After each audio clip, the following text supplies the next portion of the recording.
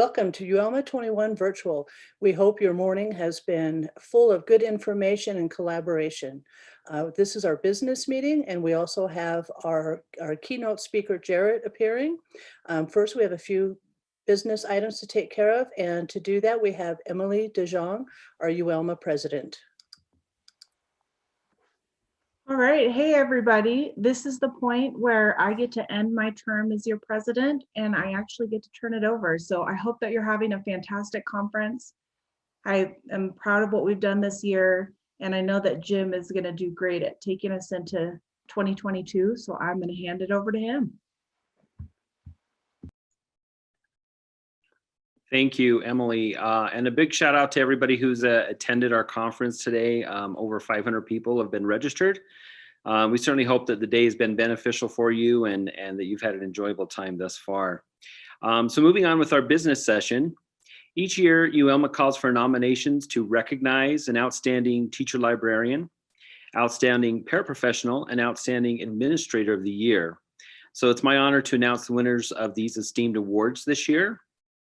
First up, our Teacher Librarian of the Year is awarded to Bill Goodrich, Library Media Specialist at Union High School in Duchesne County School District. His nomination states that Bill is a true master of all things library related. He almost always has an intelligent and sensible answer to any question that he is asked. He is happy, cheerful, and always ready to help. So congratulations to Bill Goodrich of Union High School in Duchesne County. Our next award is for Paraprofessional of the Year, and it is awarded to Brittany Candelaria, Library Assistant at Early Light Academy, Daybreak, Jordan, Utah. Her nomination states that students know that they can go to Mrs. C for help finding books, checking out, or even just asking for a Band-Aid. She always wants the best for her students and shows it with a smile every day. So congratulations to Brittany at Early Light Academy in Daybreak. Our Administrator of the Year is awarded to Heather Hardy, Snowcrest Junior High, Weaver School District. Her nomination states that Principal Hardy brings a level of professionalism and dedication to our school that benefits everyone. One of her greatest skills is that she addresses issues on potential issues head on and isn't afraid of challenges. Congratulations to Heather Hardy of Snowcrest Junior High in Weaver School District. We appreciate all of the nominations we received for these awards this year. And remember, it is never too late to start thinking about nominations for next year's UELMA conference. Next up, the UELMA board is made up of a terrific group of dedicated individuals who serve for 3 years.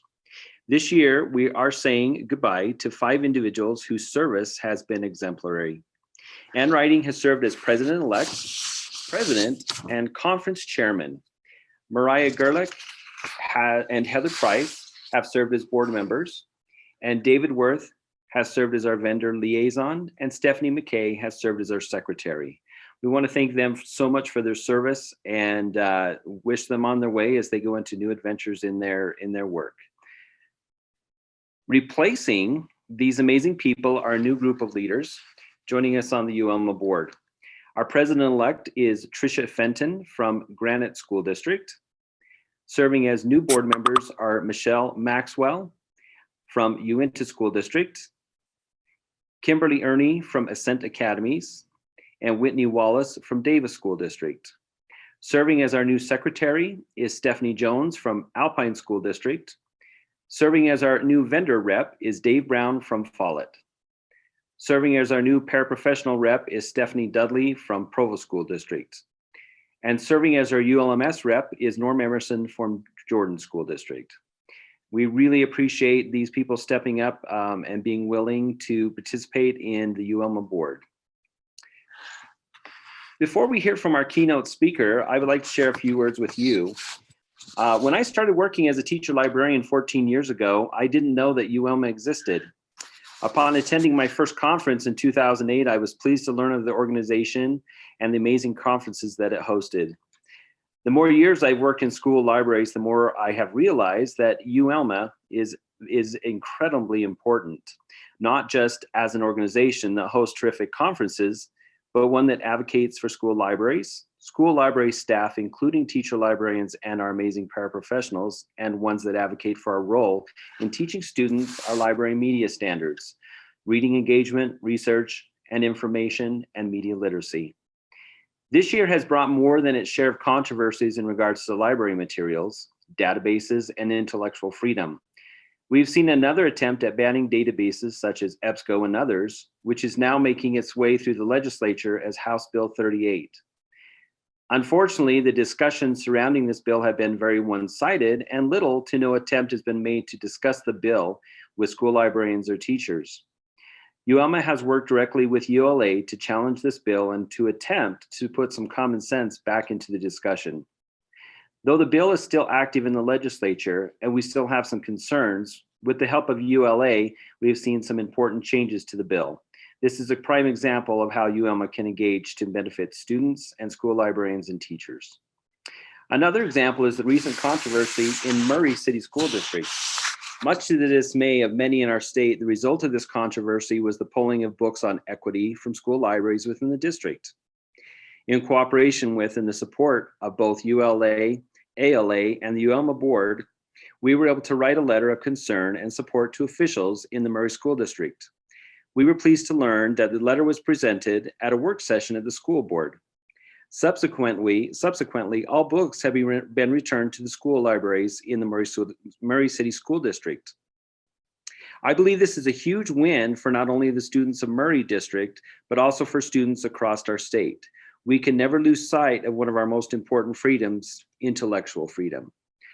As we approach the end of this crazy school year, my hope is the next school year we will see a return to normal, with all of our school libraries open, full of students, checking out books and receiving instruction from our librarians, both in and out of the library. I look forward to another terrific year working with UELMA and with all of you. I would now like to turn the time over to Emily DeJong to introduce our keynote speaker. All right, get ready for the cherry on top of your conference experience.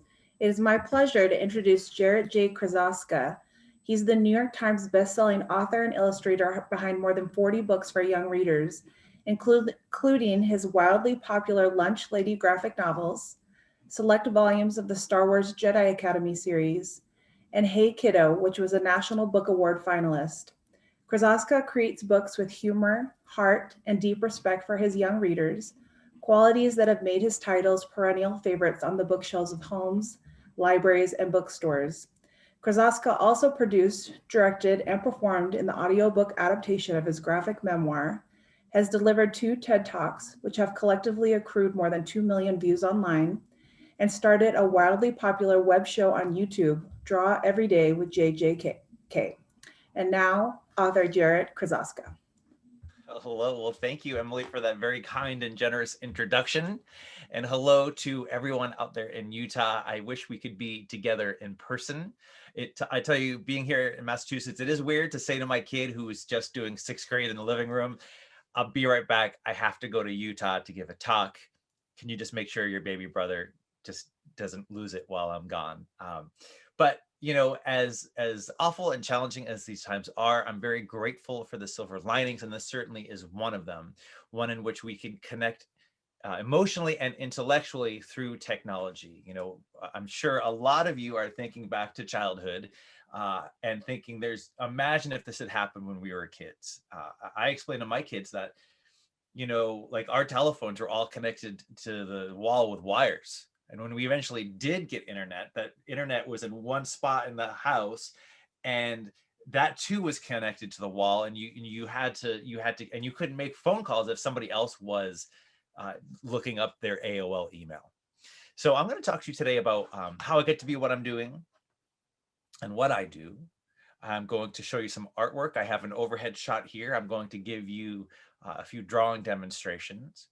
But I'll start by sharing my screen and opening up a PowerPoint presentation. Just one moment.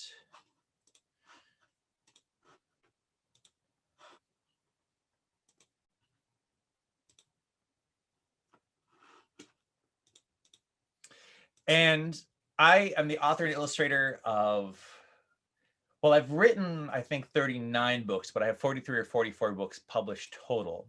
And I've been an artist ever since I was a little kid. You know, I don't remember a time in my life in which I did not draw pictures. I've always had art in my life. And I distinctly remember drawing this picture when I was in preschool. You know, we were asked to draw portraits of our families, and we're so much more cognizant of our language and how our words can affect young people and people in general.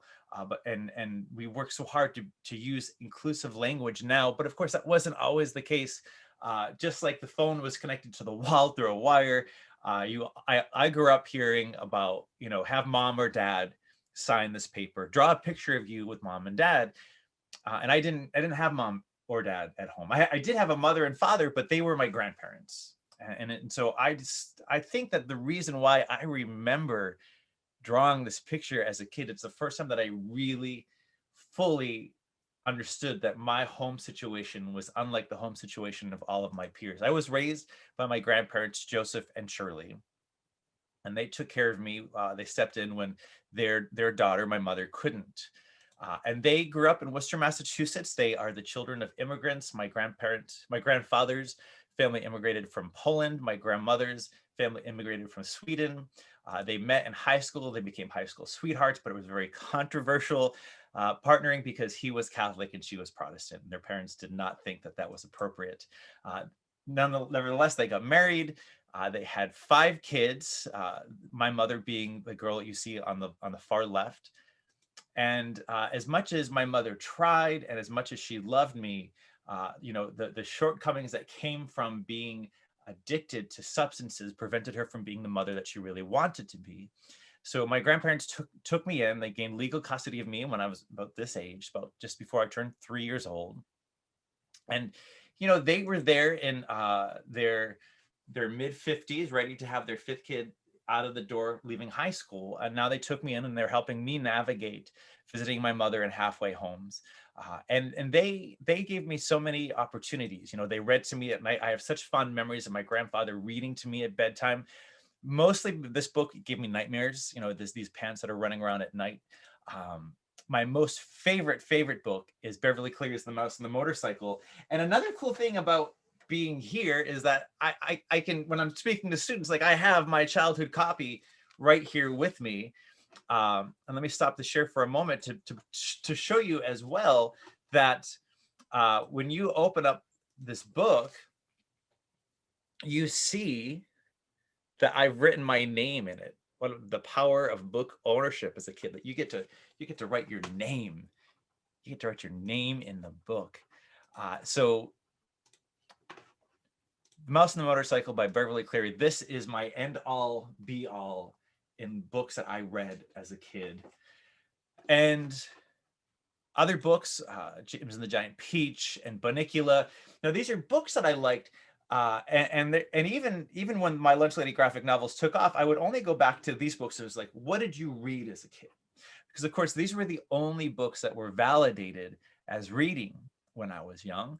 But I did read a lot of comics, and the way I'd get my comics is through the newspaper or collecting the treasuries of my favorite comic strip characters like Snoopy and Calvin and Hobbes and Garfield, or going to the comic book store to get the latest issue of X-Men or Batman or Spider-Man, because I was obsessed. I just wanted to know what was going to happen next to my favorite characters. So I was a very insecure reader. I did not think of myself much as a reader at all. But yet I look at these photos of just volumes and volumes of reading material that I went out of my way to get a hold of.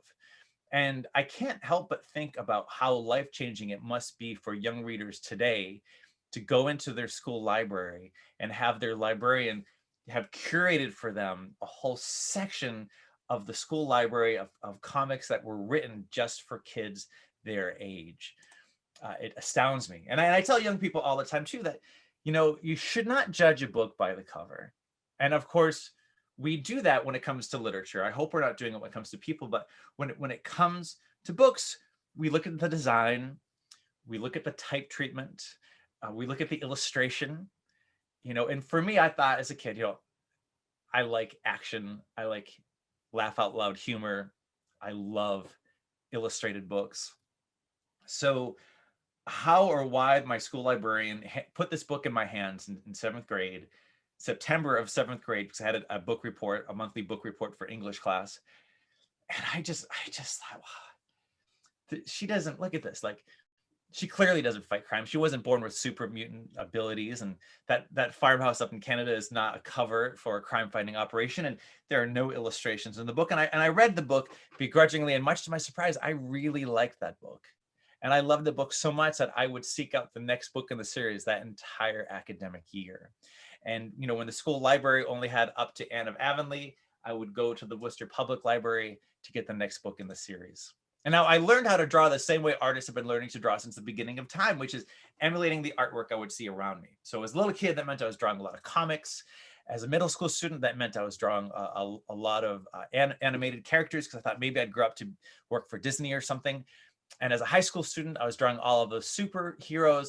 So I was getting a very warped sense of self-image, because they're all jacked up with unrealistic body proportions. So the first time that I ever wrote a book was when I was in 3rd grade. And I so remember writing this book. I remember we were studying Greek mythology, and we were learning about brainstorming and organizing our ideas and writing a rough draft and editing and revising. And, you know, our books had a title page with copyright information. And my book was a story that was told using words and pictures. And I learned from a very early age that words and pictures are teammates. The pictures are not subservient to the words. The pictures aren't there to repeat what the words are telling you, but to offer up another aspect of the story. Now, the last page of this book was the About the Author page, which read, Jarrett lives in Worcester, Massachusetts. He goes to Gateslight School. He liked making this book. And I love that last sentence. He liked making this book because I loved using my imagination. And that's what writing is. Writing is using your imagination, but on paper. So I'd come home from school and I would take out pieces of paper and I would just make my own books. And I had a series of characters in 4th grade. There was an egg, a tomato, a head of lettuce, and a pumpkin. And they went to a haunted house. And in this haunted house, there was this evil blender. And that there was an evil toaster who chased down their friends, who were this young and in love bread couple. And there was also an evil microwave as well. And I'd make my own comics. And so after school, on the weekends, whenever I had some free time, I was using that free time to write and illustrate and draw. And then a life-changing moment happened for me when my grandfather came into my room in 6th grade, because the public funding had completely killed the arts programs in the public schools. And he handed me a pamphlet to take classes at the Worcester Art Museum. And I took art classes there. I took animation classes there. I took comics classes there, where we made our own comics and they were published in a zine that was sold at our local comic book store. Played around with animation, learned about animating characters, taught me that I did not want to be an animator because of the amount of work that you had to grind to draw each picture, and how I really loved to tell the stories, even more so than I like to draw the pictures. So when I was hired to be the cartoonist for the high school newspaper, that was another life-changing moment for me. And that just came from, you know, this one teacher who saw that I was having some troubles and pulled me in to give me this job. And I love the feeling of entertaining all of my peers through my work by having that work printed and published. My high school art teacher, Mr. Shalili, on his own, he brought in these 2 picture books to share with me. And they blew my mind. They were the most beautiful things I'd ever seen.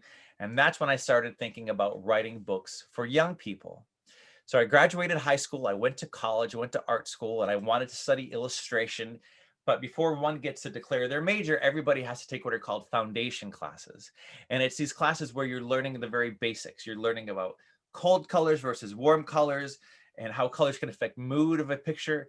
You're taking classes where the teachers are setting up still lifes and you're learning about light and shadow. You're learning about architecture and perspective. You're taking painting classes where you're setting up still lifes where the model is coming in and posing and you're having to paint them for hours on end. You're learning through observation.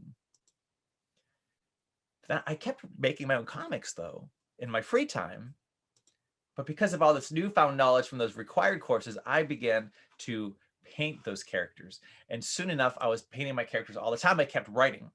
And of all the writing courses I took in college, and I took many creative writing courses, every single one that was offered to me, my most favorite was the class that was all about writing and illustrating picture books for kids. And in that book, I wrote I mean, in that class, I wrote this book. It was called Hello, Said the Slug. It was a story about this giant talking slug. He wanted to be friends with his kid. And as you could tell by the boy's body language, he wasn't really into that friendship at all.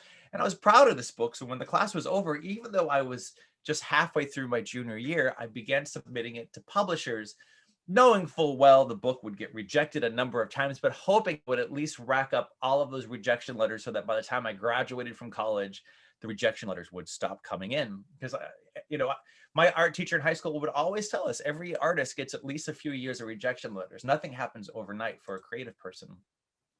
So nobody did like that slug book, but I kept writing, and I wrote a book called Josh Had a Bad Haircut. Nobody wanted this book either. Nobody liked it. So I have 2 books that nobody wants, but that's great because I was still an undergraduate, but then I did graduate. My grandparents were very nervous, if you can imagine. 2 people who grew up during the Great Depression, who did not go to college themselves, who only 2 of their 5 birth children went to college. Now they're sending this kid to go to art school.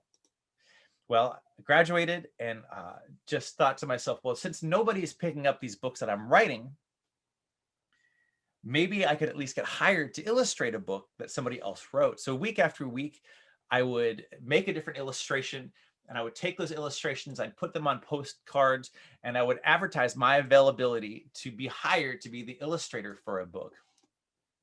And week after week and month after month, I'd mail out these books and nothing would happen. Nothing but rejection letters, I should say. But I kept writing because that's what I love to do. And I wrote a book called Goodnight Monkey Boy, a story about a boy. He wears monkey pajamas. He does not want to go to bed. And then I was living in Massachusetts, Boston, Massachusetts at the time. I'd go down the street to this place called the Someday Cafe. I was just living with some housemates, early 20s. I needed to get away from them. And I'd go to the Someday. I would sit, I would write, I would dream. I would meet with my new author friends who were getting their very first books published, who happened to live in the same neighborhood. We talk about publishing, the business of publishing, the philosophies of publishing.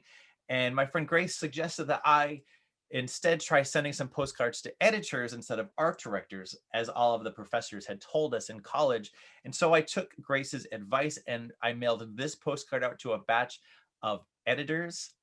And that Thursday, so it was a Monday, that Thursday, I received an email from an editor at Random House who invited me into New York to show my work. And I did. And out of everything she saw one idea that she liked so much that she published the book. And Goodnight Monkey Boy was published on June 12th of 2001. Copies distributed to bookstores and schools across the country. And in my hometown, I had a book signing. My grandparents were there, so thrilled and proud and excited. And that first book was dedicated to them.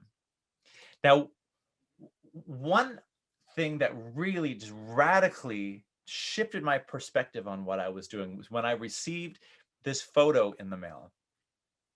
And it was shortly after my first book was published. And I don't know this kid. I've never met this kid. But this kid liked my book so much, that kid wanted it on their 2nd birthday cake. And I don't know where that kid is now, but wherever that kid is now, their 22nd birthday is coming up. And so that hit me. And I framed that picture and I put it up in my studio so I see it whenever I get to work on making books, to remind me just who I'm working for.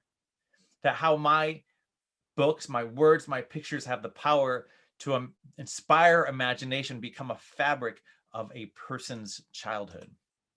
And when that first book was published, I thought to myself, I'm proud that I had a book published, but I'm extra proud because I came from a lot of trauma. My mother was a very talented artist, but she was also addicted to heroin. And she spent my entire childhood either in jail or in halfway homes. And here I am with a book published. So I sat down in 2001. Actually, it was probably even before the book was published. It could have been late 2000, but this was a while ago. And I started writing a book about growing up. But every time I'd sit down to write a book about growing up, I would stop. And I would stop out of fear of what people would think. And by that, I mean the people who I was writing about. And so I realized that if I wasn't emotionally ready to write this book, I can't cherry pick. I need to tell the story authentically. So I put it aside. I get to work on other books, more picture books like Punk Farm, the Lunch Lady series, the Jedi Academy books. And all of this was building up to the point where I could put out a book about growing up. Now, like I mentioned, I have picture books. I have the Lunch Lady graphic novels. I have a series of Platypus Police Squad books. They're like crime novels for kids. And I have the Jedi Academy books that I've worked on as well. And what a thrill to be able to have traveled the country and meet so many young people who've read my books and know my books and hear from them and see that they're continuing to have birthday parties and they turn up to my book signings. They know the characters better than I do. And when I hear from caretakers who say, and educators like yourselves who say, your books really made a difference in this kid's life because it made them want to read. And I really can't take too much credit for that. I just wanted to write a lunch lady fighting off evil robots with fish sticks. And, but you, the adults, are the ones who took that and put those books into the hands of the right kids who needed them. So I cannot take the credit for turning those kids into readers. I can only take credit for just remembering what I loved when I was their age. High praise, seeing your work turned into people's Halloween pumpkins or Halloween costumes. And, it's just so wild to me that, twice I got to see my name up in lights in Times Square because kids voted my book as their favorite book of the year. And if you were to travel in and out of Boston's Logan Airport, you'll see Lunch Lady on a permanent display that's all about children's book characters that came out of the state of Massachusetts. Now, for the longest time, I would look at all of these big things as like the markers of like, I made it, like I did it, until I found the true happy ending, which has absolutely nothing to do with professional accomplishes and everything to do with personal accomplishes. So summer of 2006, I met my person. Gina and I started dating. We started dating in June. And that September on book tour, I started getting books signed to the both of us. And all of my author friends looked at me sideways like, dude, you guys just started dating and now you're going to get a hardcover first edition book signed to the both of you. That's madness. Absolutely madness. David Levithan, I'll never forget the look he gave me when he realized what I was doing there. So, well, those hardcover books led to an even bigger dedication, which was dedicating lives to one another and starting a family together. And this is the marker of the true happy ending for that kid that you met in Hey Kiddo. Getting to create my own reality for my own kids. So you may have seen that I gave a TED Talk, which honestly, there's no way for me to say it without being like, oh, did you see my TED Talk? But I delivered a TED Talk. And again, I delivered two, which is also really, so I gave two TED Talks. But anyway, but the first TED Talk, it's been viewed over 1 million times, and it was given completely by accident, really. I was at home. This was October of 2012. It was a Friday afternoon. And the fact that I was home was miraculous in and of itself, because truly, like this past year, I don't remember not traveling since before I had books published. Like even when I just had one book published, I was at least traveling maybe once a month, but almost once a week I'd be somewhere. And so for me to be home when my phone rang, and it was the producer at the TEDx talks at Hampshire College, which is just the next town over from me. And they said, we're putting on a conference and our headliner quit and we're scrambling. I hope you're not offended that we didn't ask you the first round, but would you jump in and replace this person? Now, I thought they were trying to say the conference was the next day or the next week, but it was that night. So I only had 4 hours to get my talk together, to get myself together and arrive to the venue to deliver this talk. And now when I hung up that phone and I immediately began to pace the floor, wondering what I'd talk about, it's my wife, Gina. Gina said, it's so obvious. It's right there in front of you. You should talk about your childhood. And so I said, okay, I'll get up there and I'll say how I love to draw and my mother loved to draw, but she had problems with drugs. And Gina stopped me and she said, no, your mother was addicted to heroin. And you should be honest about that and be transparent about that and just get up there and just tell your story, because you know that story and you could tell that story effortlessly. Now, I had just created a PowerPoint that I was preparing a talk for teachers and educators. And so that's why I had a slide presentation ready to go. But that slide presentation was about an hour long. I had to edit it down to 18 minutes. Well, I arrived at the venue And I arrived there. They said, "There's your seat. Sit down." I sat down. The lights went down on the auditorium. The first speaker went up. I was the last speaker because I was replacing the headliner. And when my feet hit that stage, there's only one thing I knew with certainty. It's that whatever I said and did would go on the internet because I was mic'd. There were 4 or 5 cameras trained on me. And I gave the talk and somehow managed to not flub it. And the talk a month later went on TEDx YouTube, where it went viral, which caught the attention of TED.com and became a TED Talk of the day. And now it's sitting at like 1.3 or 4 million views. And just think I was just making a sandwich, and thank God I answered the phone, because it wasn't programmed in my caller ID. Like, that's a big commitment. Like, who is this? I'm gonna talk to them on the phone, my voice, and I'm gonna hear their voice. And so as I traveled the country after giving this TED Talk, it became so apparent to me how not alone I was and am, because at every city and state I'd go to, I would meet so many young people and adults who were dealing with similar stuff. An addicted parent, a parent who was incarcerated, somebody who was being raised by a grandparent, and it wouldn't matter where I was in the country, every single city and town. And so I went from thinking, well, here's a story I always thought that maybe I'd write tonight. Like, here's a story I need to write. I feel an obligation to write the story. So step one was to take memories and put them down on Post-it notes and try to organize how these memories would unfold to be a story. Now here comes another level of intensity of how do I draw these real people as cartoons? How do I visualize them? Now another level is, my grandparents cursed a lot, and now I'm known as the squeaky clean lunch lady guy, but I have to tell the story as it happens. I cannot censor it. I cannot water it down. And as I'm writing the book, my mother started getting arrested again. My grandparents had both passed, and now my mother was, and the only way I could keep track of her for a while there was to look up our last name on the website of our local newspaper to find her latest court records. And so I was always been this duality before Hey Kiddo was published. Like, my mother was arrested, and then I'm like, okay, well, next week I have the book coming out about a bunny who doesn't want to nap. And I get this first draft out of my system. Now, one of the best resources for me in writing this book was tapping into who I was.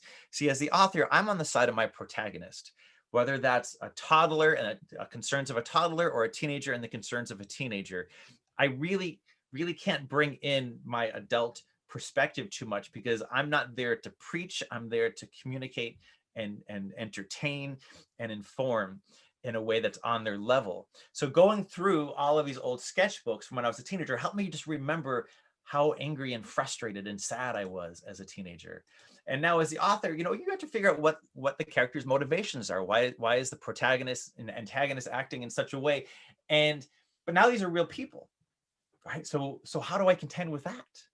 And I dug through family photos, I dug through family documents, trying to sort out just what happened and where along the line did everything just fall off the tracks.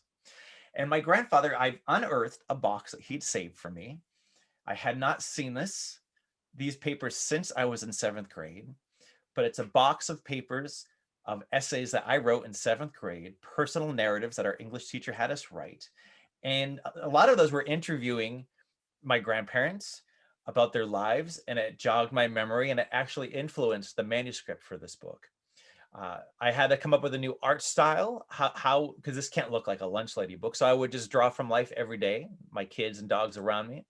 Now, David Levithan, that author who I had books on, he became the editor.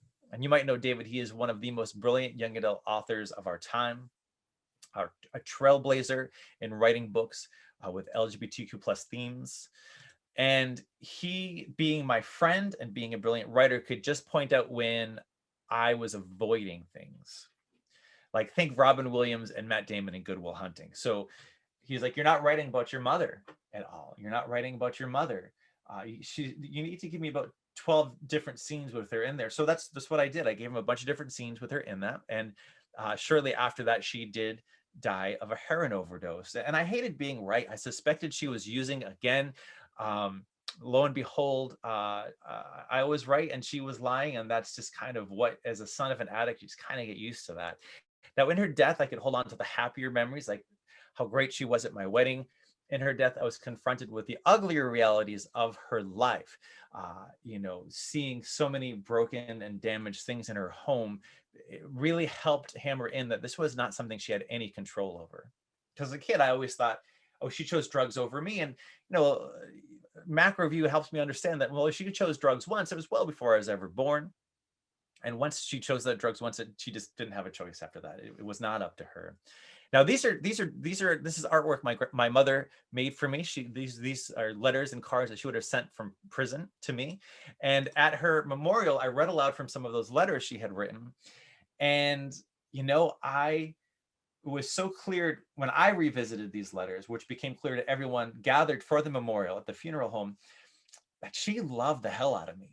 She wasn't able to physically care for me, but she emotionally cared for me, which is profound and important.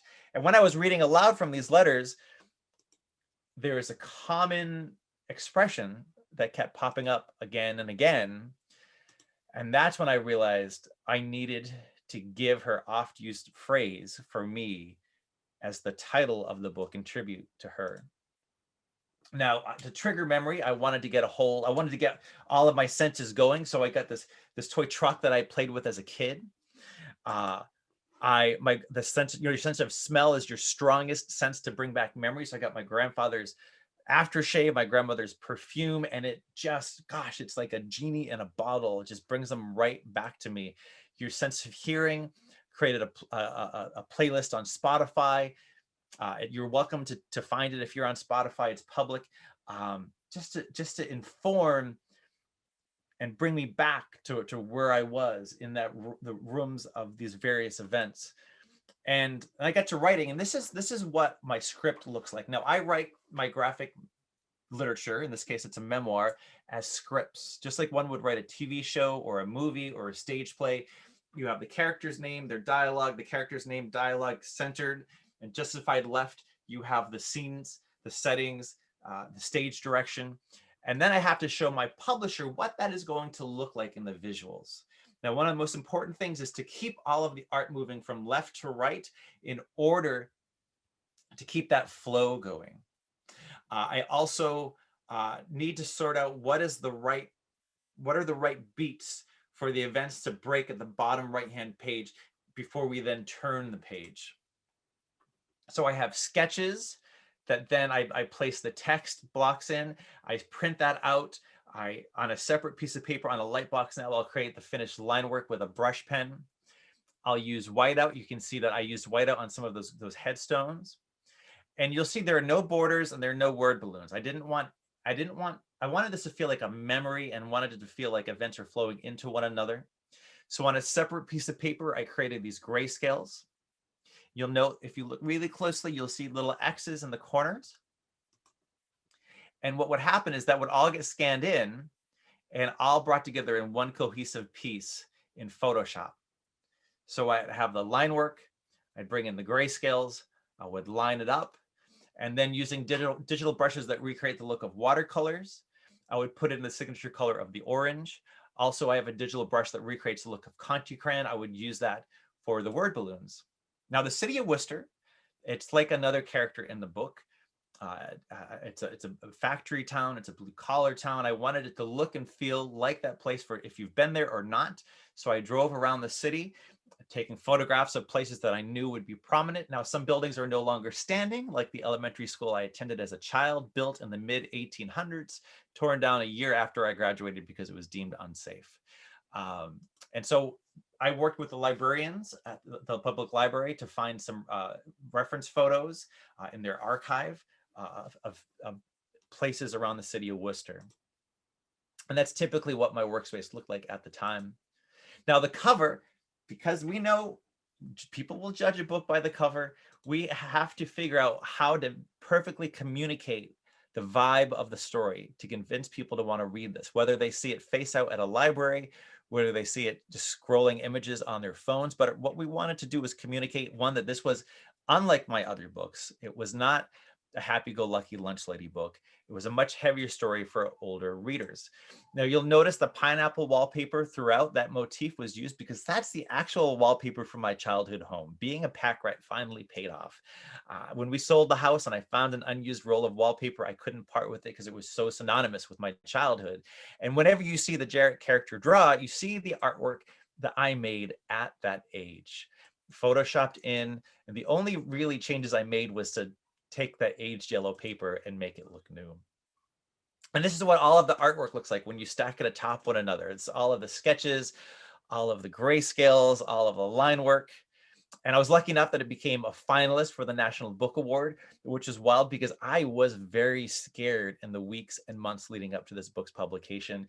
That was I ruining my career? I was taking such a chance, and wow, did it pay off, because it fell into the hands of so many readers because of all of the different committees that wanted to elevate it. Now, as mentioned, there is an audio book. Not as common then to take a piece of graphic literature and adapt it for audio. So it really feels like a stage play. I had to go in and we had to make an audit of how many moments were being told with the pictures. I had to write additional narration. We also told the story with sound effects. We had professional actors voicing the main parts of my grandparents and my mother. We had the actual people voicing themselves. So my sisters, those are my teachers. If you go diagonally, that's Mr. Shalili, Mrs. Casey, and Mark Lynch from the Worcester Art Museum. That is my best friend, Pat. They all came in and voiced themselves, as did my father, which was a very intense day. And if you haven't listened to it, I really hope that you take some time for it. It's not all that long. It's just about 3 hours long. So when I was planning out the different chapters, there was one chapter that got completely edited out. And that was a story about my time working at a camp for kids with pediatric cancer. And that one chapter was just truncated to be just one page in Hey Kiddo. But that story is going to be my second memoir, and it's called Sunshine: How One Camp Taught Me About Life, Death, and Hope. And it takes place within 1 week of working at the camp, waking up early at my grandparents' house, and getting in the car and meeting the other high school students. At the high school, the group of us were going up to be volunteer counselors for the week.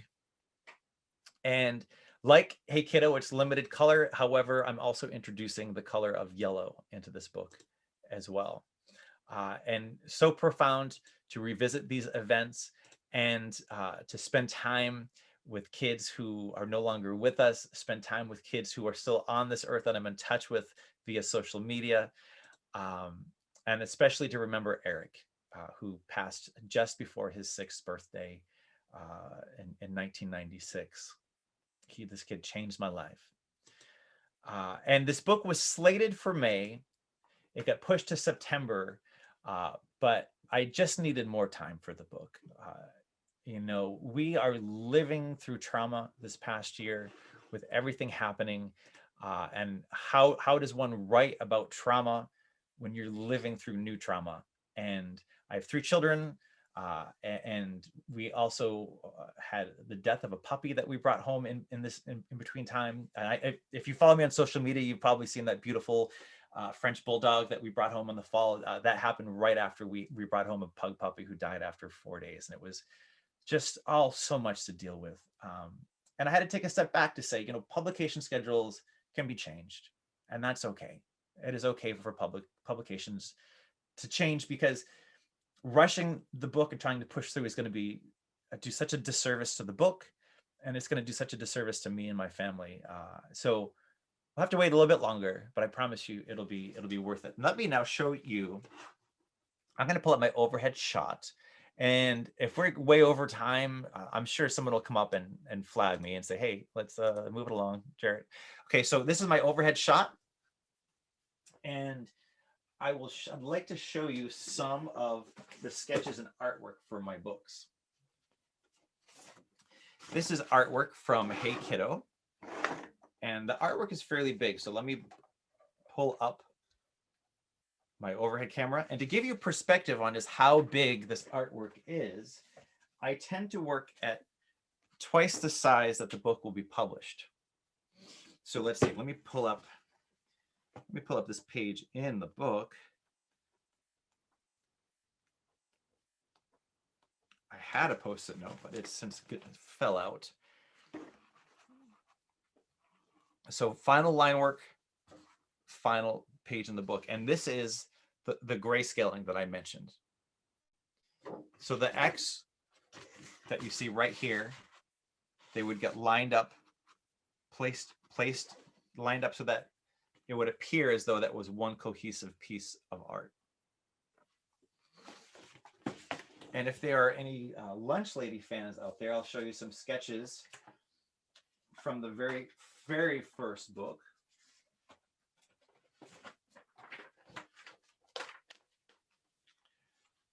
Let me bring the camera closer.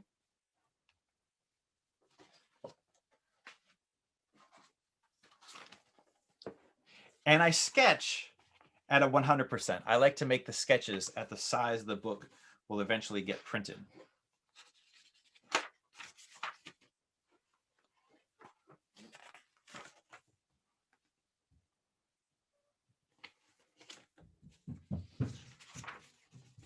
Now, I mentioned too earlier that I want to keep the visuals moving from left to right. And this was a major edit and change that happened. This is the sketch, but this is what it looked like in the finished printed book. Because I want the reader to be zapped into the story. I don't want them to be, I don't want my visuals to go against the grain in which my reader's eyes will be moving. And what's very exciting about, when these books were first published, these books were first published in 2009. I shared them with my publisher in 2005, and in 2006 they handed me a contract, and they were nervous about the cost of printing a full color graphic novel. They weren't confident that graphic novels would be a thing. I went on to make 10 Lunch Lady books and then stepped away so that I could focus on other creative efforts. But I'm proud to say that Lunch Lady is coming back, and we are starting by reissuing all of the old Lunch Lady books in full color. And these two books will be published in November, and they're 2-for-1 specials. So it's a different trim size. It's slightly taller than the Lunch Lady books previously were. They're also more than twice as long. So the first helping, you'll see Cyborg Substitute and League of Librarians. And with the second helping, the 2-for-1 special second helping, you'll see Author Visit Vendetta and the Summer Camp Shakedown. And I cannot wait to unleash these on readers. I'm so excited by how all of this turned out. And also, being that it's been 12 or 13, 14 years since I first wrote these books, I was able to revisit some things. One thing that always bothered me, I made these books in a pre Sandy Hook era, that on page 1, there is a character that had a gun because he was a bank robber. And it really wasn't necessary to communicate the story. So I got to make small changes like that, and just tweaking language here and there, very, very minimally, just to make sure that I'm being as inclusive as possible with my language. And I also redrew the Lunch Lady logo as well. I just cleaned it up a little bit. And in some places, and we hired somebody to be the colorist. I oversaw the colorization of these books, but in several places when there's bleeds that go to the edge of the page, I would have to draw additional materials for it. So let me give you a little drawing demonstration while I have my overhead shot up. Now, when I'm sketching out my characters, I should also mention, if you're a Costco shopper, we have a lunchbox edition of all of the first 8 books with a special, look at that. You are all book nerds like me. You will love that, the special effects, the gold foil. The original books are now And my first box set. I'm so excited. Never had a box set before. So since we've been talking about Lunch Lady, I'll show you how I draw Lunch Lady. I always start off by just drawing a couple of shapes. Any character is made up of a series of shapes. So for Lunch Lady, I would draw an upside down teardrop and then a regular ended teardrop. And this is called a gesture sketch. So I'm just trying to sort out the pose of the character, where their arms and legs go. And this is a chance for me. I just made a very quick and loose sketch just to figure out, okay, are these proportions correct? You know, like maybe her head needs to be a little bit smaller. And it's no big deal to redraw that because I didn't spend a lot of time on that. And on top of this gesture sketch now, I'll sketch out details like the characters, like her hair, her facial features, clothes.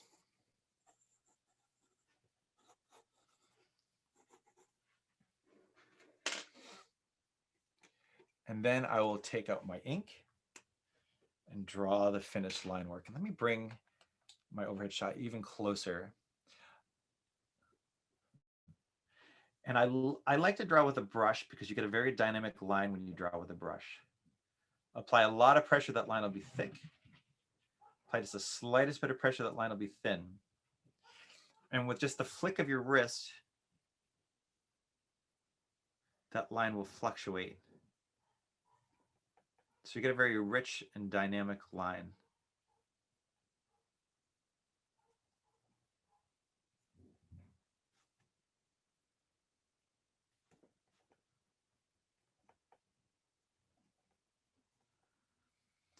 And truthfully, even though I haven't had a new Lunch Lady book published since 2012, I haven't stopped working on various aspects of this character, because certainly I still talk about writing the character. I still draw the character at schools, and also have been working on various possible film adaptations. Lunch Lady was at Universal for a spell to be live action. That didn't work out. It was set to be an animated TV movie. At Nickelodeon, I wrote some scripts for that. That didn't pan out. It was going to be a live action at Sony.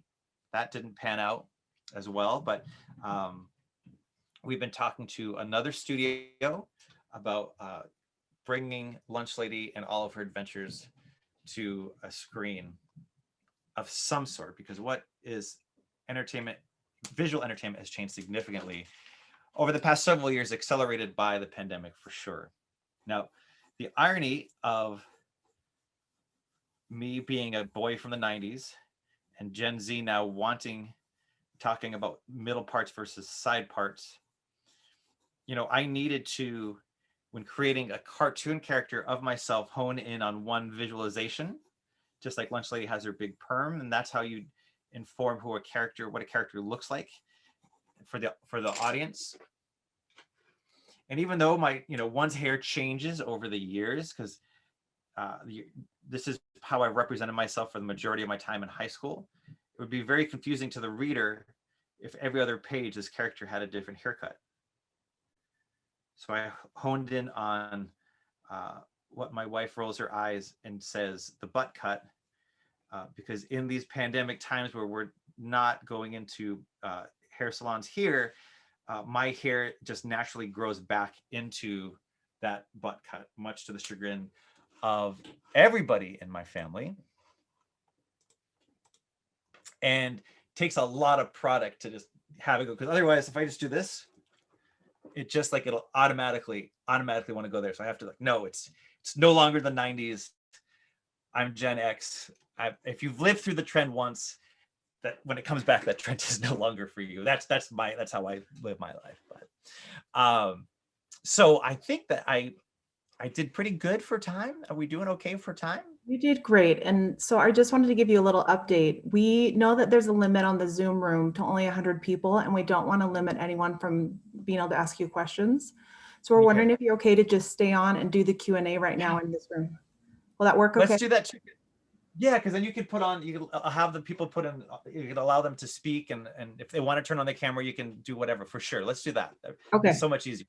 Okay, I'm going to turn it over to Emily Starr, who's going to explain to y'all how that works. Hello, everyone. So as you know, we're in a webinar setting, so stay right where we are for the Q&A. Don't leave. As you can see, a webinar is like a one-way video stream. So Jarrett can see, or you can see and hear Jarrett, but he can't see or hear you, but that doesn't mean you can't interact with him, and we highly encourage you to do so. So there are a few ways that you can interact with Jarrett and ask him questions and leave your comments. The first way is through the Q&A, which you can find at the bottom of your screen.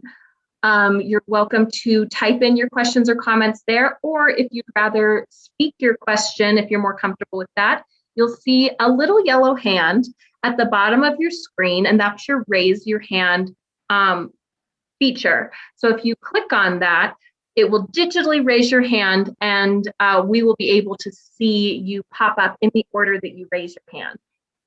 Now, if you are joining us by phone, you can also raise your hand digitally by dialing *9. If you hear your question get answered and your hand is raised, just click on your hand one more time and it will lower your hand for you. If your hand is raised, I will come onto the attendee side and unmute you, and you can ask your question and then remute you when you're done.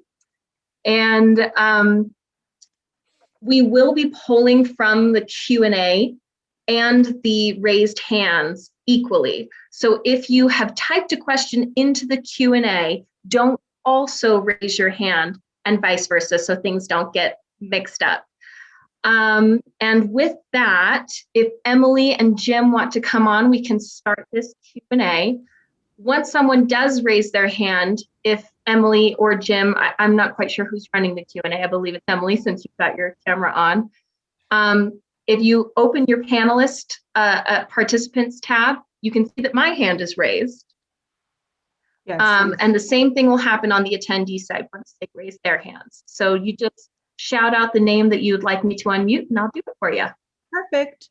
All right, we're going to start with one of our Q&As. Mrs. R would like to know, Jarrett, would it be possible to get permission to share? She was talking about the video that shows how you draw your books with her school art teachers for use in their classes. Oh, of course, yeah. If you go to my YouTube is youtube.com/studiojjk, I have hours upon hours of content that I've created during the pandemic, and it's all organized by playlist. There you go. The next question is, when is the lunch box set coming out? A box set and a lunch box. Does the Costco box set include the updates or the original editions? These are the original editions, and I think if they're not there now, they'll be there soon. I'm not sure when exactly it's going to be. The one, I'm glad they mailed it to me, because we're in a pod situation where the pod family that we're partnered with, we made a pact not to enter places. So it's like, I'll just see it from afar. So if you happen to go to Costco, send me a picture. Awesome. So yeah, they're the originals. The new versions aren't out until November, and then the new volumes, brand new adventures, will be here summer 2022. Awesome. The next question is from Elaine Kruckenberg. Do you do virtual author visits to schools? If so, what grades or age groups would you recommend for that? I do. I visit all grades, just like in real life. I have presentations that are for my younger books, presentations for Lunch Lady, presentations for Hey Kiddo, the young adult stuff. And that's one thing that I do hope stays in place when things go back, and open up. Because, for instance, there was this one district I visited, and while they were in Massachusetts, it's like a 3-hour drive away, and they had me visit all K through 12 grades, like in the whole district. And because it was just over Zoom webinar, just like we are here, they didn't have to be back to back. It could be a Tuesday here, a Wednesday there, a Thursday that next week. And I never would have been able to drive back and forth like that. I certainly wouldn't be able to fly back and forth from here to Utah over and over again. So yes, so on my website, you'll see a link to Authors Unbound. That's the agency that manages and books all of my speaking engagements. I'd love to visit. Awesome. Ruth just wanted to give you a shout out. It just says, hey, Jarrett. So there you go. Hi, Ruth. Anonymous attendee asks, what age would you recommend for Hey Kiddo? You know, that's a tricky question because it depends on the kid, right? It depends on the reader. I think that it belongs in middle school libraries. You know, it depends. Middle school is so different than what I remember, because for me, middle school was 7 and 8, and now I understand sometimes it's 5th and 6th as well. I think 5th and 6th might be a more gray area, unless that kid has maybe lived through something like that. So, you know, I can't imagine this being shelved in an elementary library. Like, I don't think belong there. But I tell you, even it happened in Utah. It happened at King's English bookstore when I was on book tour for Hey Kiddo. I was very nervous that kids would turn up thinking it was going to be the new Jedi Academy book, and there I am to talk about some very heavy topics. And I saw this parent there with a young kid. I put her at about 9, and I struggled. I didn't say anything because I didn't want to make them feel unwelcome. And I figured, you know what? I think the parent there'll be enough context clues early on in my presentation that this is a very different kind of thing. And they came up to the book signing line, and the 9-year-old confided in me that, they were there because her 12-year-old brother died of an overdose from drugs. And, so it's a heavy book, but there are kids out there living lives with heavy topics themselves. Yeah, I was actually there at that visit that you did at King's English. There was only like 40 people. That was incredible. And I brought that book home to my 6th grader. And after he read it, there was a lot we had to talk about. But yeah, it resonated with him, but he really needed to talk about it, Which I think is so important for, from caretaker to child, right? Like, books are a safe space to experience these things, but it still shouldn't happen in a vacuum. There still should be conversations. I totally agree. Okay, we have another question. Ruth, actually, it looks like a comment. Just Okay. wanted to let you know what a great idea you gave me for my library. I'm the librarian at an alternative high school, and so many of our kids have gone through and are going through major traumas in their lives. I will do an exhibit on authors overcoming adversity and illustrators overcoming adversity. I think this will really resonate with my kids. That's wonderful. I love that. That's powerful stuff, Ruth. And then Diane has a question about your website, but I think we can put that in the chat for her. Are there any other questions? I don't see any raised hands. Is everyone too scared to speak out? We don't see you, so don't worry if you don't have your face on or your background ready. What is that Twitter room raider that just takes screenshots of people's backgrounds? I've been watching that the entire pandemic. It's so hysterical. I was evaluating their lights, and then I was like, I've got this blank wall. Like, he would give me a 0 and say I was. Well, I was excited that we here at our house have the same fish water jug that the Colberts have in their basement. Because that was whenever you saw Late Night with Stephen Colbert when he was in his basement, he had this little fish thing on the bookshelf, and it's a water jug that when you pour it goes glug, glug, glug, glug, glug. That's awesome. Yeah. All right, Judy says, my Wednesday book club read Hey Kiddo. They loved it, and many of our students have similar situations like yours. This book has been well received by my entire school. Thank you for sharing your story. This book has been a favorite for many of our students. Thank you. Well, thank you. Thank you for sharing that with your kids. Ken Van Leuven, sorry if I butchered your name. She wants to know, are your grandparents still alive?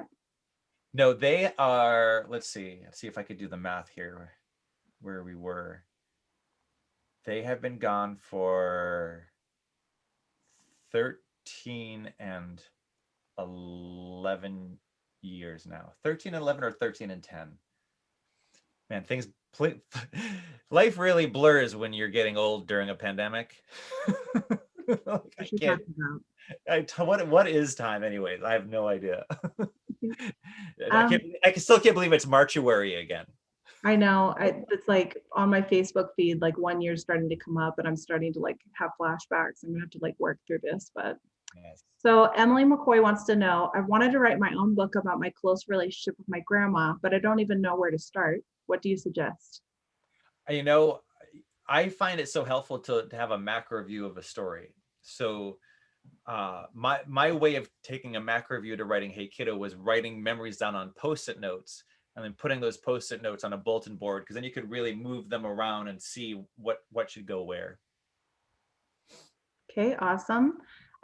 Keith wants to have your fish tank too, or he says, I know that fish tank too. And then Kathy wants you to know it's called a gurgle pot. Oh, Gurgle Pot, thank you. That's a great name. Really is. Gurgle Pot. No one is prouder of that than my mother-in-law, who bought that for us however many years ago, I think probably at Home Goods. And every time there's a dinner party, they'd come over for dinner, like always would just love hearing that sound. So you can imagine her excitement when that turned up on Colbert's bookshelf. He's like, that's all because of me. So Gina wants to know, is your second TED Talk also about your life experience, or do you cover another topic? My second TED Talk is about School Lunch Hero Day. I created a celebration. It's the first Friday of May, where kids would take some creative efforts to make some artwork or write a poem, to do something nice to share their gratitude for the lunch teams at their schools. And so it's a short one. It's about 5 or 6 minutes long. It's about what I learned from book touring with the Lunch Lady books and my relationship with my old lunch lady. That's awesome. Mr. B. Baird wants to know, do your own children read and like your books? They do. In fact, you're getting more Lunch Lady books because of my middle kid more than anything. They are fully responsible. It's fascinating raising kids because they're just different humans, right? And our eldest took to reading very quickly, and it was like a hot knife through soft butter. Our second kid really had a tough time and really struggled with it. And the Lunch Lady books helped them become readers. And that helped me understand what all of those caretakers and educators were saying all those years. And hey, Dad, when are you gonna write another? Dad, when are you gonna write another Lunch Lady book? Everyone at my school, everyone in my class went to the Lunch Lady book. It's constantly. And so before we announced it publicly, my middle kid got to announce it to their third grade classroom over Zoom. They were an exclusive for Miss Clary's third graders at Ryan Road School. Yeah, graphic novels have changed our job. It's so nice to have those to bring kids in and to get them involved with reading. That's for sure. But you all changed our jobs too, because we wouldn't be living through this Renaissance golden age of graphic novels if it weren't for the hard work of librarians, specifically at school librarians, because I know the public librarians will get heat from their community about certain books, but the school librarians have to also get it from their colleagues, right? The teachers who say, "Oh, we're not going to check. We're only going to check out real books today, class," or that parent who is telling you to not let their kid check out Garfield when you know that all that kid wants to read is Garfield, right? So yeah, I've had teachers say no fun books. I'm like, what are you talking about? Like, no fun books? That's awful. I know. That's so sad. That's so sad. Right. But I have to have those difficult conversations with adults, but then I go home. Like, you got to see them in the lunchroom. That's true. It's a battle we fight every time. I mean, every year, but yeah, we're still fighting it because we know the kids need them. Thank you for doing that too. It's astounding. Initially people thought maybe it was generational, and I think, a bit of an ageist assumption that, the senior staff would be the ones to say no, but I think it still permeates through culture depending on where different people are coming from. Like, it could all depend, where did this, who was the professor at this school, and did they teach this generation of teachers or not about the importance of graphic novels? Who knows? That would be an interesting study. Yeah. Gina wants to know, are you still writing picture books, and what's up next in that format? I have not had a picture book published in some years, huh? Let's see, my last picture book, I think my last picture book was Naptastrophe, and I will have to look at the copyright. I don't remember when this was published. 2017. I don't have any picture books under contract. I have a couple of ideas for picture books, but when I do go back to picture books, I want to really have something important to say. Like a lot of my picture books were mostly character or high concept based. And so I think I have something in me, but it's going to be much more emotional, and the artwork would look very different. Yeah, one of my friends is a librarian in Austin, and she said, you know, Hey Kiddo is awesome, but she was like, I am always partial to Punk Farm. Oh, yeah, Punk Farm, I will always have a special place in my heart too. For, you know, I love hearing stories about read alouds with Punk Farm. Yeah, that's a really great book. Talisa Nichols says, was David Leviathan also the editor for the upcoming Sunshine book? And or do you see the two of you working together on anything else in the future? David is the editor for Sunshine, and one of the biggest gifts he gave me when I went into writing my first memoir, he said, don't write this book like it's your only chance to write about your life. Because I think that there is this thought of, that I had, or this needs to encompass everything. And he was so right. So I have concepts for what could be a third, fourth, fifth memoir, and we will continue to work together. I'm working on a new middle grade series that David is the editor for, and you know, he's being there. Everyone at Scholastic's being so great and so patient with me, because they just understand, like, it's not easy to be living through this. It's not easy to be in the right frame of mind when you're also, you know, trying to keep everyone at home safe as well. And I know this is going to sound really dark, but I have this thought of, like, someday, like, I'll be like 102, say, right? Like, and it's like, I'll be like planned out the book where, like, you know, like, it'll wrap up the storyline, because the end is that I die, right? But then my kid would, like, finish it, because, like, I can't write about my funeral. So like, wouldn't that be so cool to get one of my kids' perspectives down the line, like 2 different books where it'd be like the parents' perspective and the kid's perspective. Have your kids taken to drawing also? Yes. Yeah. Especially, you know, my eldest is really taken to writing. My middle kid is especially taken to drawing. Awesome. And my 4-year-old, we're just desperately trying to not have him be addicted to an iPad, but I tell you, it's hard. It's hard, especially right now. Yeah. Derek Larson wants to know, do you still struggle dealing with your mom's addiction, or have you been able to fully work through it? Thank you for your honesty and openness with your story. I mean, yes and no. I mean, part of the difficulty of the pandemic for all of us, like, we have to, like, stop and sit with ourselves, like, day after day, right? So I think that there's still clearly, like, a lot that I need to work on. But I've certainly come really far, and that, like, I wouldn't tell anybody, and I certainly wouldn't get in front of a crowd and talk about it.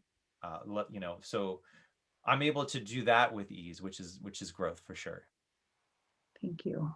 Elaine Zhang wants to know, is it strange to give a keynote talk without seeing your audience or hearing the reactions?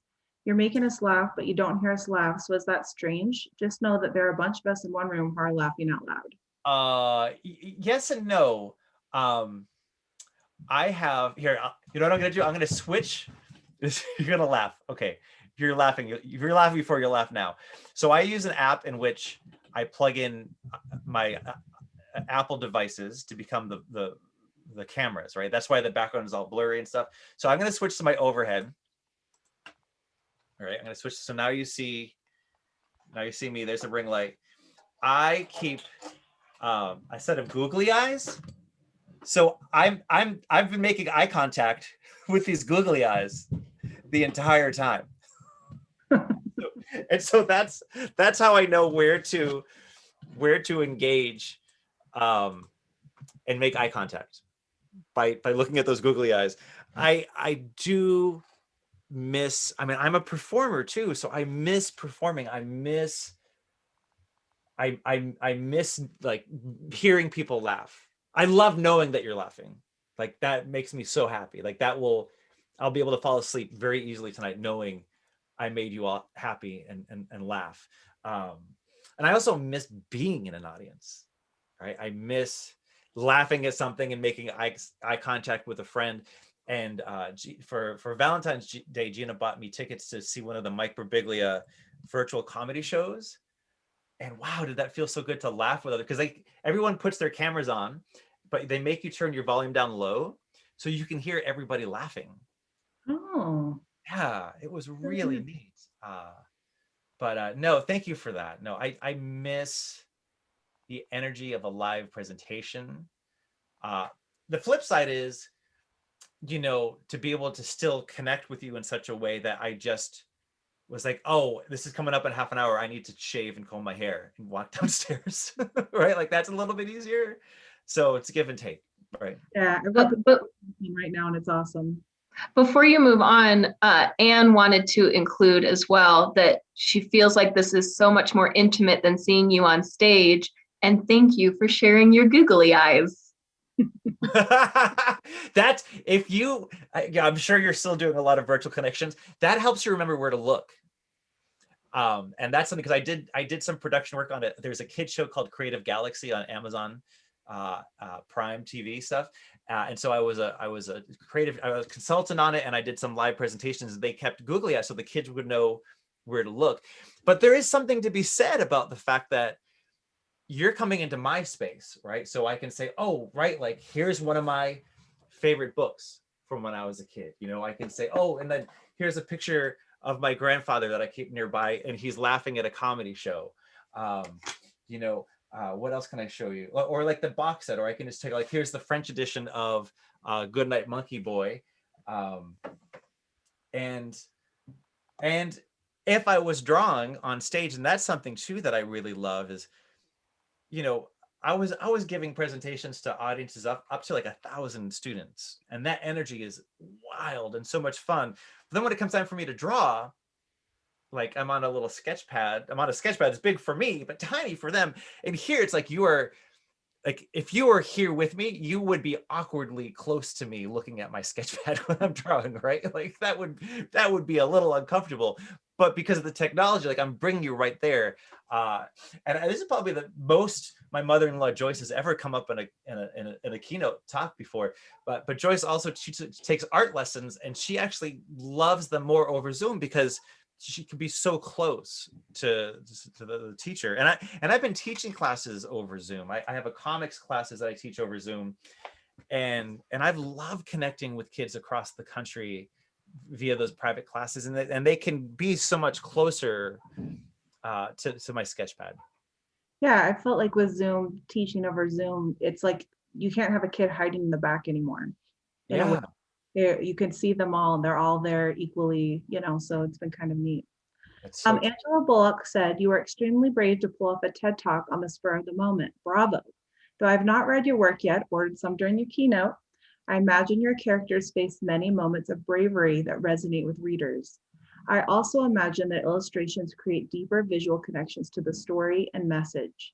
Can you elaborate on how you feel these two elements, words and images, enhance each other and help you achieve your overall purpose?"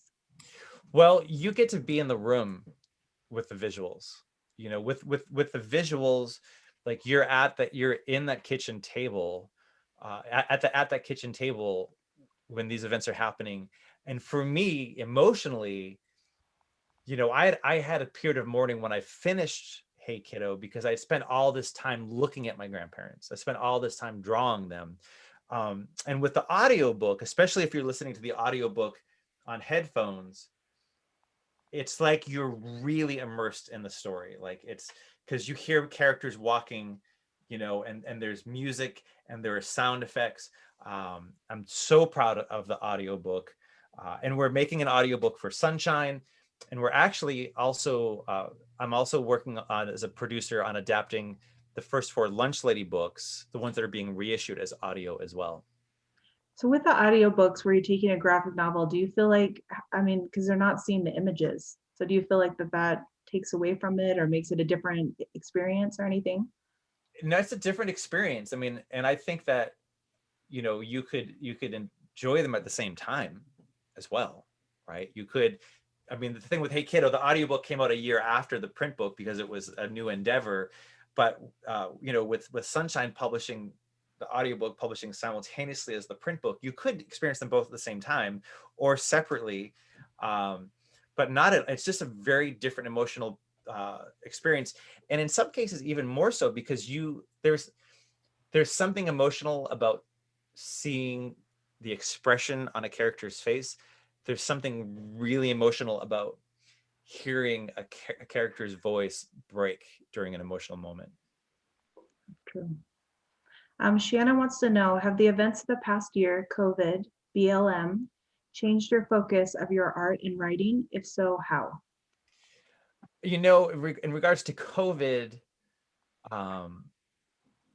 it's been a hindrance, right? Because my creative well-being is so tied to my emotional well-being.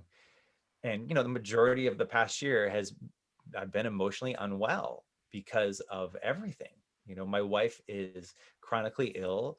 So there is this real fear that if she got COVID, she wouldn't make it. And then seeing the emotional toll it takes on all of us, especially as we're hitting this 1-year anniversary, I feel like there's a lot of stuff resurfacing, you know, in regards to BLM, Black Lives Matter, you know, it reinforces my place in life to, you know, acknowledge my white privilege, to talk to my white friends about white privilege and what that means. You know, I'm also somebody who has a platform. So I use that platform as to the best of my abilities to hopefully serve as a role model for other white people to check themselves and you know, like understand that, like, yes, like you can have trauma and you can have difficult lives, but that doesn't change the fact, you know, the history of being white and how that brought you to where you are and how you move about the country in a very different way than our friends and colleagues of color and friends who are Black. Thank you. Carrie Crane said the audio version of Hey Kiddo was incredible and made even more so at the end of the book when you tell who voiced your characters. I'm looking forward to Sunshine. And since I work in an elementary school, I'm excited for more lunch lady stories and options. Thank you. Oh, I lost you. I lost you for a second. I didn't hear you because you're in an elementary school. You're excited for. He said, and since I work in an elementary school, I'm excited for more lunch lady stories and options. Thank you. Oh, thank you. I love that you're re-releasing them with the color. I think that's going to be great. That's going to give it kind of a facelift. I'm so excited about it. You know, and some illustrations where I like, it was hard not to dig. I could have just redrawn the whole thing. I had to hold myself back from redrawing too much because, you know, naturally the character changes over the years, and you know, the difference of being 42 and reviewing work that I made at 26, 27, 28, you know, like that's a huge time difference. All right, do we have any more questions? This is your chance. Or you're also welcome to raise your digital hand. I should have known that a webinar for writers, they would be really comfortable writing their questions. Susan wants to know, how old are your children? They are 12, 9, and 4. I have a 12, 9, and 7. That's a fun spread. Bless your heart, as they say. I mean, yeah, I mean, you know, all of them, you know, going through, you know, such big changes in this time, you know, and our eldest growing into becoming a young adult, our young boy going from being like a baby preschooler to like a boy, right? And but you know, they've done very well academically. I can't say that as much from our younger, like our pod agreement was such that like they have a kid that age and they really get along, and it's awesome, and it's like a beautiful little family we've created. But you know, my middle kid was a Title I reading, struggled with reading, and the remote learning was so beneficial to them that they are reading above their grade level at whatever the standard was, like pre-pandemic. So like they actually lost their special help because they excelled so much. And you know, we also feel lucky. My heart breaks for, you know, while my youngest is missing preschool and my oldest is missing her last year of elementary school, like I really, my heart goes out to those kids and families who are missing, like, say, senior year or their first year of college, those big coming of age markers. That is terribly unfair. But, you know, hopefully they make up for lost time. They say that your 20s is your new adolescence, so there's still plenty of time. Right. Laura Boyd wants to know, when is the 2-for-1 special coming out? Is that new content or the reissued Lunch Ladies books? The 2-for-1 is reissues of the old works, but with essays, new essays and material in the back of the books. And the first 2 volumes, which encompass the first 4 original books, will be out on November 2nd. Okay. And then Cindy Mitchell wants to know, are there things that you have learned from your in-laws that you realize you didn't get being raised by your grandparents instead of parents? Oh, it is wait, that'll be Hey Kiddo 6. Because there is so much that, my wife grew up in a very nuclear family. And so, we talk about, what it's like having the nuclear family and the pros and cons for, it's not to say that they weren't without their struggles as well. But yeah, very, and they are like my mother and father-in-law, like they're my go-to parents now. Like when I want to talk to them or share something exciting, I very much lean on them.